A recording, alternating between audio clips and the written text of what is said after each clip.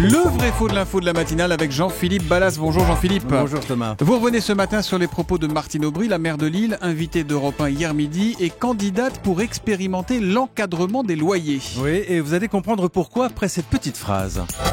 Je pense que l'encadrement des loyers est utile dans ma ville pour une raison extrêmement simple. Nous sommes 18 ou 19e ville sur 20 grandes villes en termes de revenus fiscal par habitant. Ah tiens donc, alors Jean-Philippe, Lille serait l'une des dernières grandes villes de France en termes de revenus fiscal. C'est vrai ou c'est faux ? Eh ben, c'est vrai Thomas. Pour le vérifier, nous avons consulté les chiffres de l'INSEE et en effet, Lille est au fond du classement avec un revenu fiscal moyen par ménage qui dépasse légèrement 19 200 €, juste derrière Montpellier, devant Saint-Étienne, 19 227 exactement.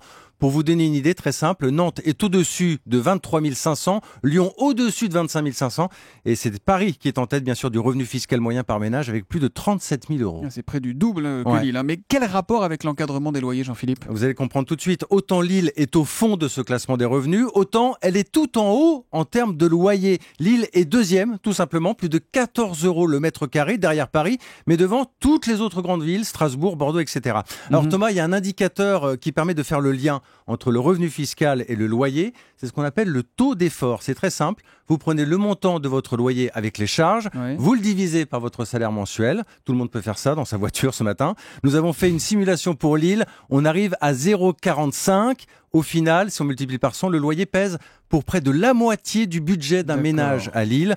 Et on comprend mieux la difficulté pour Martine Aubry qui dit vouloir garder ses couches populaires. Alors que dans l'immobilier, on dit qu'en général, il faut que ça soit un tiers maximum, un C'est souvent ce qu'on 33% dit. maximum. Là, près de la moitié. C'est quand même un vrai pour Martine Aubry, le vrai faux de l'info de la matinale, tous les matins à 7h40 avec Jean-Philippe Ballas. À demain Jean-Philippe.